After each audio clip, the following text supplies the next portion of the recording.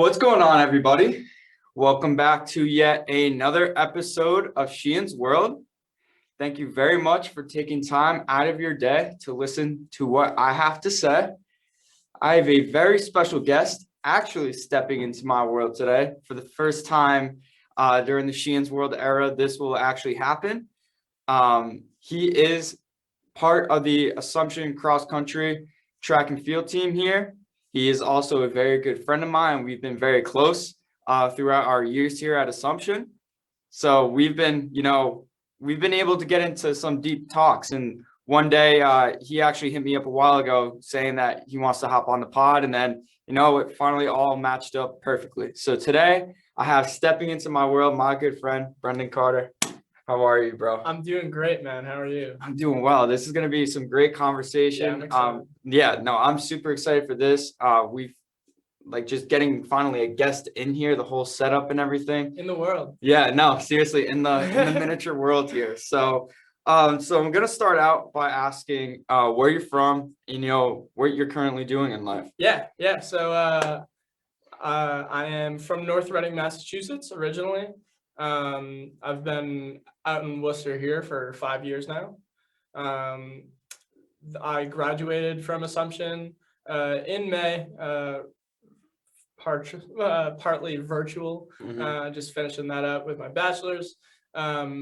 Before that had happened, I decided that I was going to stay here for a 5th year, ride out my eligibility, see what I can do. And I just wanted to get that higher degree. It was something that I've wanted for myself for a while and saw the opportunity, so decided to take it. So here I am again. That's a good opportunity to take. So you are here, as I mentioned, for cross country and the track and field team. So obviously a long distance runner. So how did you first start getting into running? It's not something I think a lot of people are really excited to do because of how you feel after it. But how did you first start getting involved with it? Yeah, I played sports my entire life. I was a baseball player for a long time. Played for probably 9 years. Stopped when I got to high school. But my first introduction to running was actually from my sister, Kelsey. Hi, if you're watching. Hope she is. She did track her freshman year of high school. She was like a 100 runner and told my coach that I was fast. I'd like to run. I was fast in the outfield and baseball, whatever. And so they said, try the track camp this summer. So I did it. It was 2 weeks. It was like 6 days. I ran the 2 mile at the end of it. I'd literally never run before. I ran 13:54, barely breaking 7-minute miles. I was probably 12 years old. And it was just, I thought it was really cool. So thought I was good at it. It was a real challenge. So that was my first love for it. As soon as I got to high school, started doing cross country, indoor, outdoor track.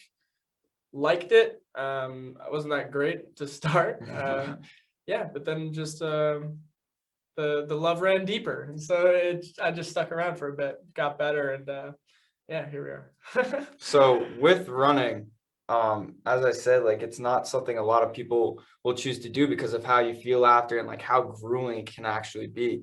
So, when you're in these races and you're starting to feel your body give out or start to feel tired, how is it that you're still able to, keep going? What's that mentality that goes into a sport like this? Yeah. Right before this, we just had practice. We had long runs. We have long runs on Sunday. And so I race anywhere from mile up to 5K. I wouldn't call myself a 5K guy. I definitely live in that range. But so today we do a long run. I did 14 miles today, 14.2. And so the mindset doesn't change when you go into a race day. You kind of cultivate it day to day. You just got to learn to get tough. You learn your body, so you know how much you have left in the gas tank. In races, you just wait for your moment to empty it a little bit more.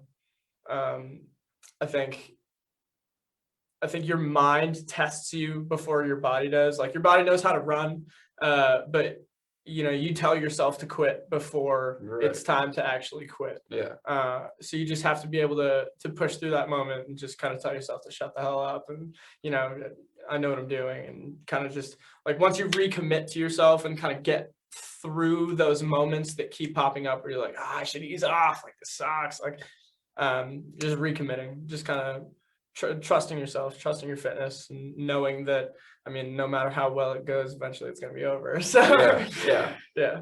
So I actually used to do cross country when I was younger. The reason I quit was because I couldn't do it.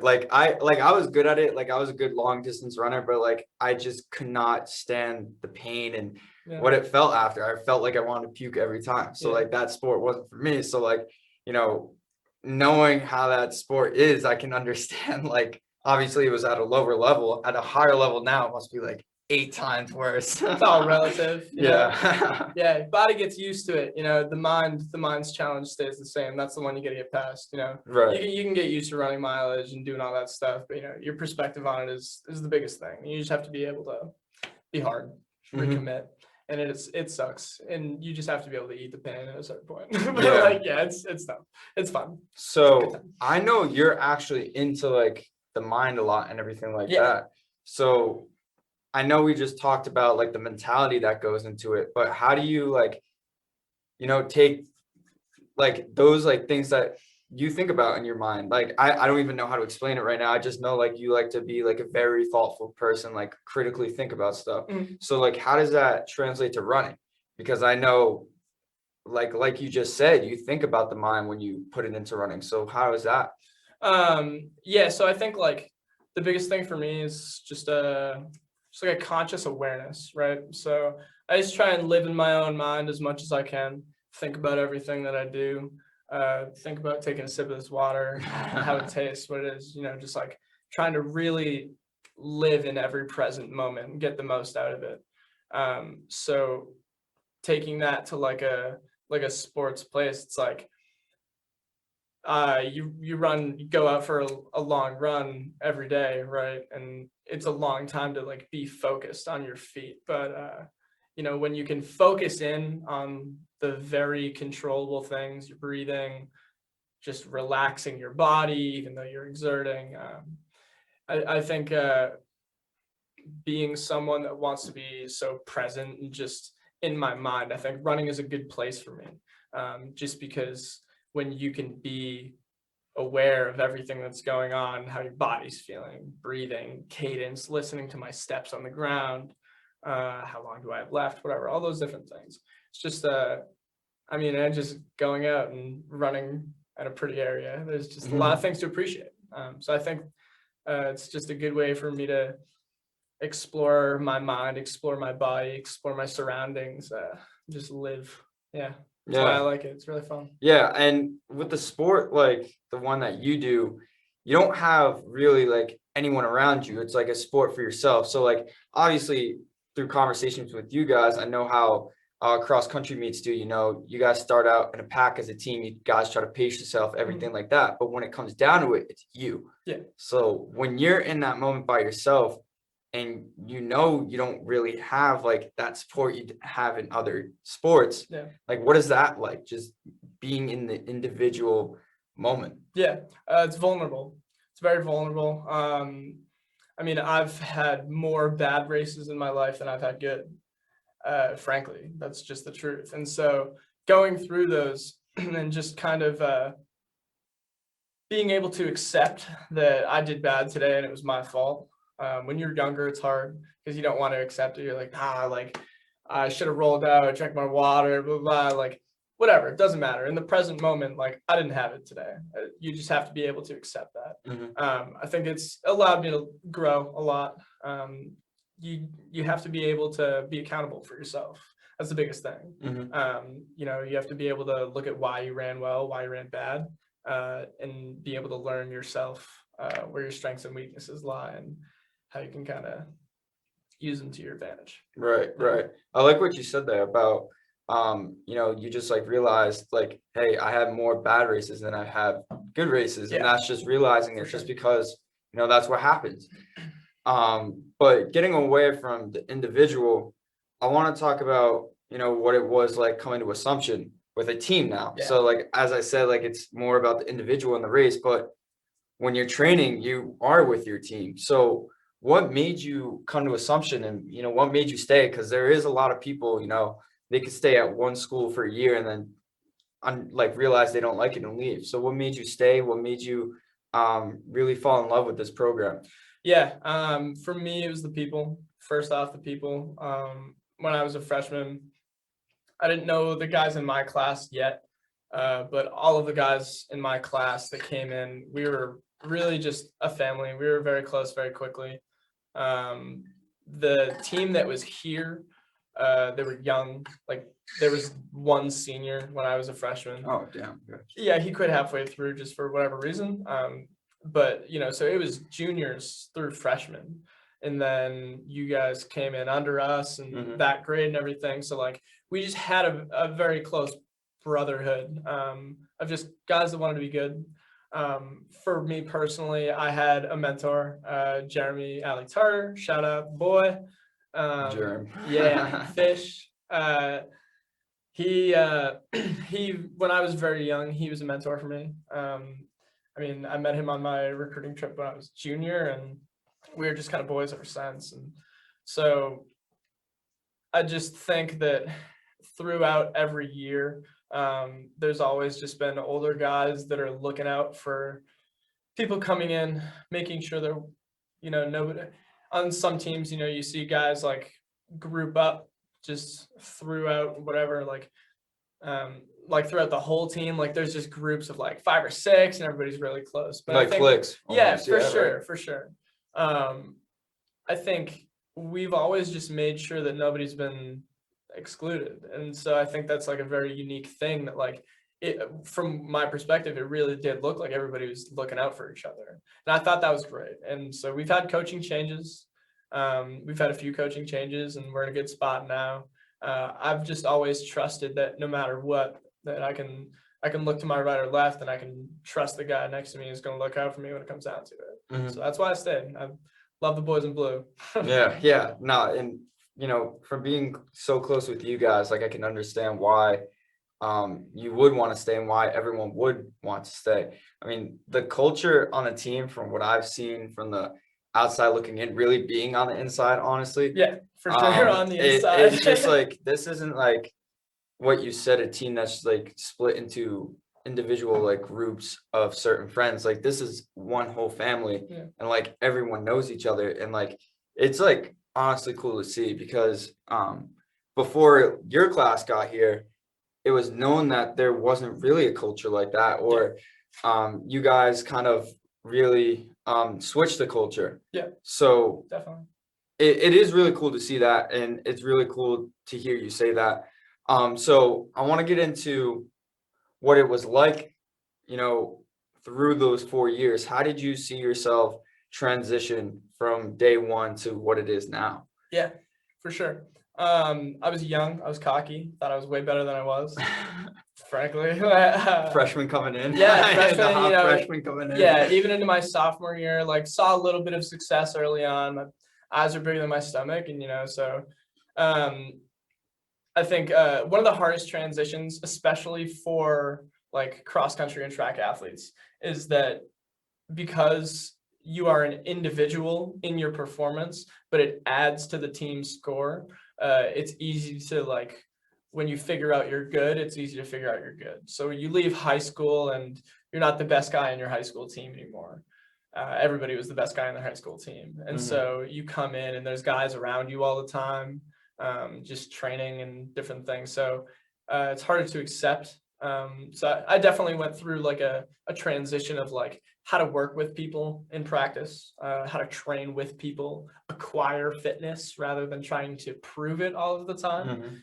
So, just like throughout my years, just like gaining that wisdom.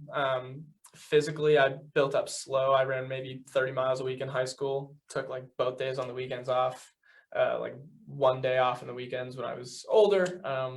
But, training is very different. Workouts are longer. I never did 1K repeats, 1,000 meters, or a mile repeat until I was in college. didn't know what a tempo run was. So that's just like a long stretch of like we'll do like a 5-mile tempo at a certain pace. Never did that. Never really did anything long. So like physically there was a lot to adapt to. And so, I mean, seeing a little success, it's easy to pile on too much too soon. So I did that. I got hurt. I broke my leg when I was a sophomore. I had a stress fracture. I had a stress reaction. My ankles were very sore for a while. And then I ran the first steeple at Bryant University when I was a sophomore. I won, ran 10:04. It was like a pretty good time. Got close to the facility record that got shattered by some kid from Vermont the next year. So like it wouldn't even matter. But you know, like for me, that was like a big moment. But it was Easter weekend that weekend, and I just remember walking around and being so sore. My ankle just was wicked sore, and so kept trying to run through it. We were trying to run a big race at Providence College, another steeple in a couple weeks. So I was like, all right, I'll get through that, run a good time for conferences, maybe get New England's, whatever, and then take some time off. Wasn't feeling good. Legs started to feel like shit. My ankle. Oh, I'm sorry. Can I swear? Yeah, you're fine. Cool. I wasn't sure. Yeah, no, you're fine. Yeah. So like my ankle, like the bone was really sore, and I was just like, I'll run through it. Like I'll run through it. Like I'll be able to take some time off. It'll get better. Like it's just in your head. Like I had my coaches telling me it was in my head. I was like, all right, whatever. Like I trust you. I eat it. Like I'm still running well in the workouts. Like I trust you. Like let's do this. And so kept pushing through. Broke my leg in a race. I run the steeplechase. So that's a 3,000 meter race. There's 35, 36-inch barriers. They're not hurdles. They're like thicker. So if you hit one, you're going down. One of them, yeah, one of them goes over water. The water pit is 12 feet long. It gets shallower as you go out, so you want to land really far. So in the second one in that race, I landed on my left foot and I broke my fibula in 3 places. So there was like a floating piece. It was a spiral fracture at the top and then just like a clean break on the bottom. So I was like really in a lot of pain. In a boot for a little while, tried to rush back after that. And so that was like a big injury that stuck around with me for a while. You know, and so then I guess I didn't really learn from it for a long time. I just kept trying to get back for that next season because the seasons were slipping away at that point. My coaches were telling me that, you know, you were an 8:45 guy when you're a sophomore, like we need you back on the team, blah, blah, blah. You should be this, you should be this. And so having people tell me what I should be, knowing that I'm not that right now is very frustrating. So, you know, I worked really hard just beating myself into the ground. I was hurt for a very long time. Finally, this summer going into my senior year, took the entire summer off working at Cape Cod Sea Camps. Literally took 12 weeks off, didn't run. I think I ran like 13 miles the whole summer. So I really just like didn't do the damn thing. And so coming into cross country, this is last year now. So I was hurt like my whole junior year. Like I ended up being able to do some races, but like I was never really training well. I was running maybe 5 days a week. So not that much. But so then, yeah, finally took the time off, started to just try and find myself away from running because I knew in the back of my head that I had a lot more to give physically than what some people thought that I was doing or able to do. You know, I didn't think I was done. And some people did. And I trust myself. So I think I doubled down coming into my senior year because I wasn't really eyeing cross country or indoor. I was focused on outdoor of 2020, thinking that, you know, if I get there healthy, I can probably run a good steeple and that'll be a good lead into my 5th year. So cross country, I built up really slow, maybe did a max of like 42 miles. Kept building. Had one good race at conferences my senior year, got 69th. Nice. Nice. Yeah. Kicked so hard, almost caught some kid at the line. He beat me, but he got 68th. So who really won? Yeah, not really legendary at that Not point. like not sick. For sure not sick. but that's just a tangent. So went into indoor. The one time where you wouldn't be trying to beat someone. Yeah, right. The one time that you're like, oh shit, coast it in, like you got this. Like I had no idea. Yeah, but I don't know. So so then moved into indoor. I started to I was just consistent throughout the fall, so I started getting better. Just like being able to run. Ran. Yeah, just still like I don't think I went over. I think the biggest week I had in indoor was like 45 miles in a week. But I was running 7 days a week because I knew that I was just like doing a very low level. So I had to like do it a lot to keep up enough to just like keep up. So, I mean, I sometimes take a day off now if I need it. But at that point I was very much like, nah, you're grinding, like you're running 7 days a week right now. Like just even if it was like 3 miles on my off day, like it was just something. So built up, had a pretty good indoor season. Saw one gloriously bad race at BU. That was a big stage. I went and I just totally blew up, just like dropped a big deuce. And it was, and so that was like I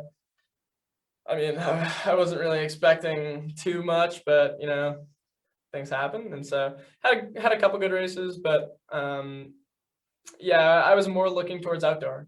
And then we went home for spring break. About that. Yeah. So now that we're at that point, I want to get into it because you had finally committed for your 5th year, and you were playing on everything like you just said. So what was it like being an athlete, and especially in your sport, committing to it and then have everything come down and crash and burn, and now we're still here? So explain that, like go through it. Yeah. So this past year has been a huge test. It's when it first happened, like initial feelings of just like, wow, this is really gonna just stop everything. Like it was not believable. I really was just like, no way. Like we're not competing.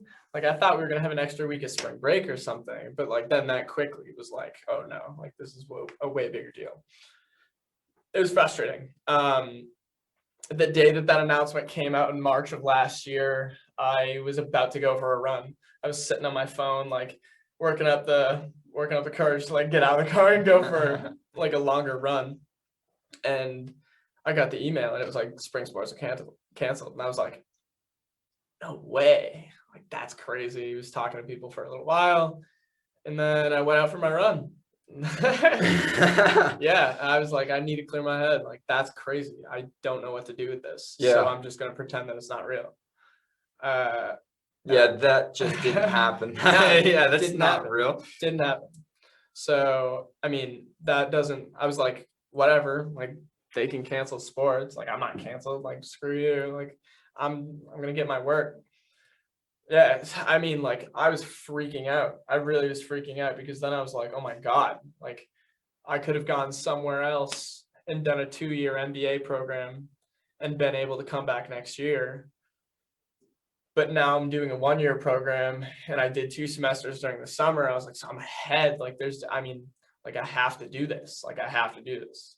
Like, and so I was like, okay, this is my path. I was like, if this is what I'm going to do, like I'm going to do it to the best I possibly can. And like, I'm just going to make shit work.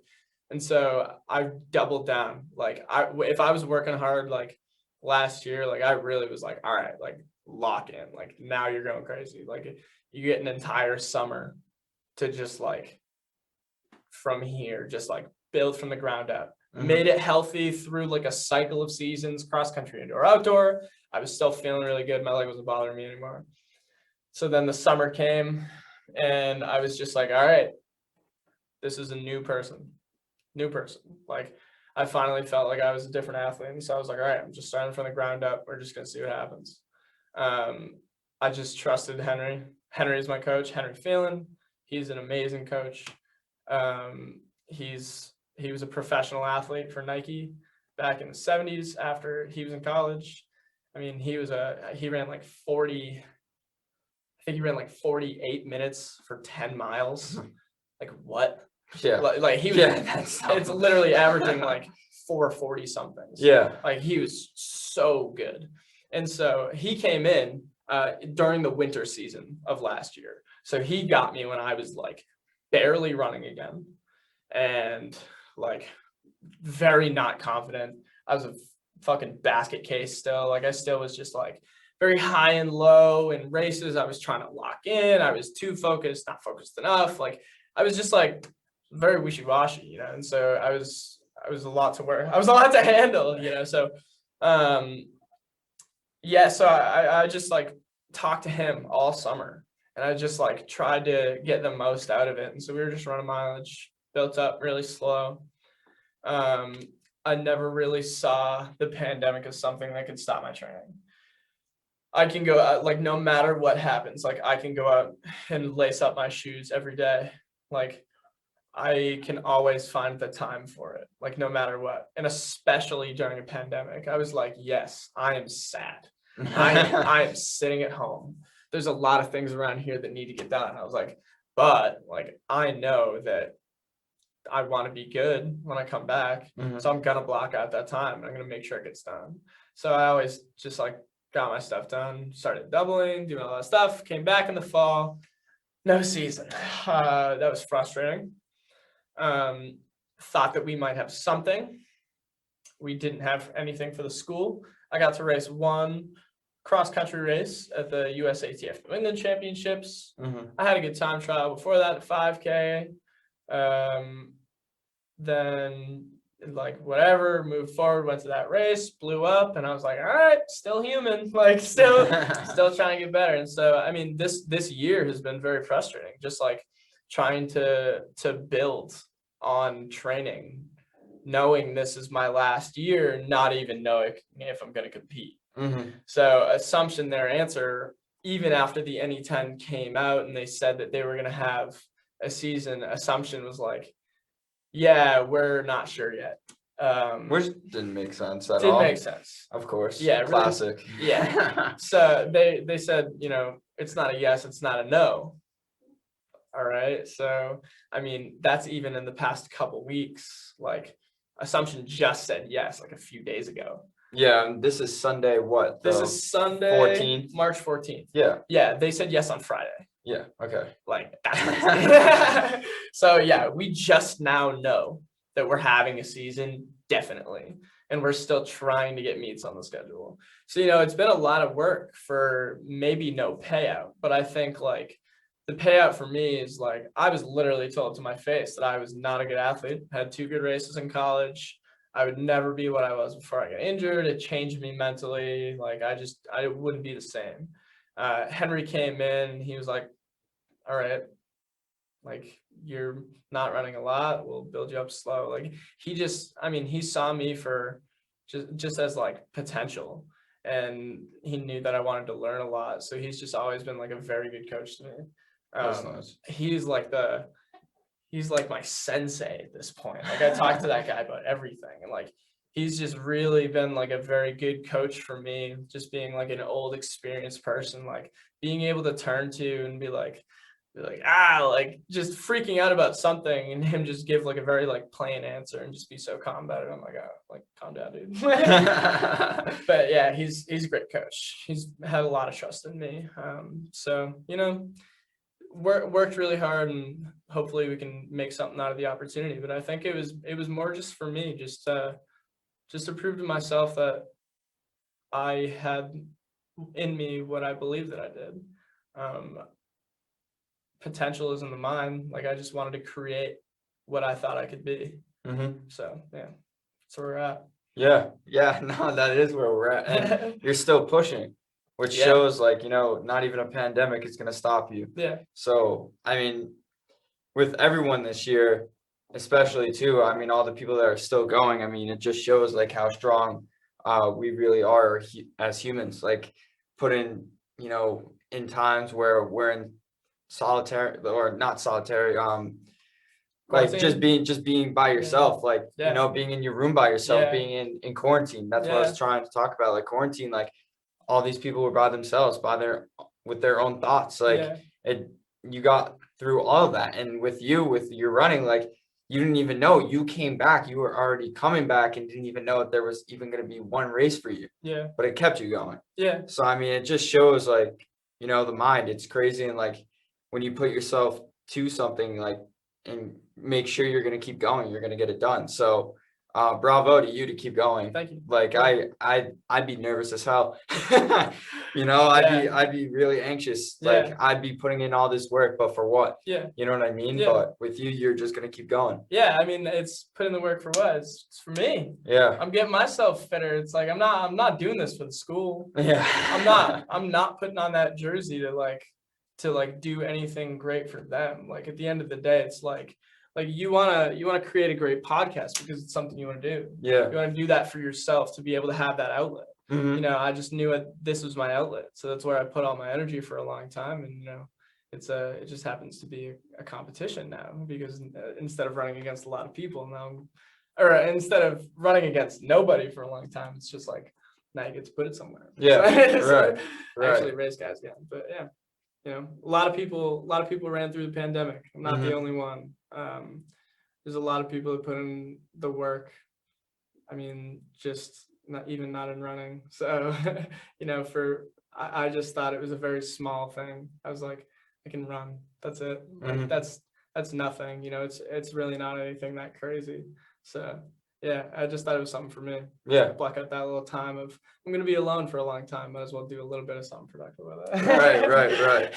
Well, it's good that you did that. Yeah, dude. Well, we're coming towards the end of the show real quick. I want to get your thoughts, because in the running world, this has been massive. And this is something that is very intriguing to me with the stuff going on with Centrowitz and the guys from Oregon. Break it down real quick so people know. Because this is crazy. This is wild. So Matt Centrowitz, he is the 2016 Olympic champion in the 1500 meters. He's got a 3:50 mile PR to his name. He's run 13 flat in the 5K. And so there was a meet in the fall of this year. It was a 5K put on by Sound Running. Shout out to them.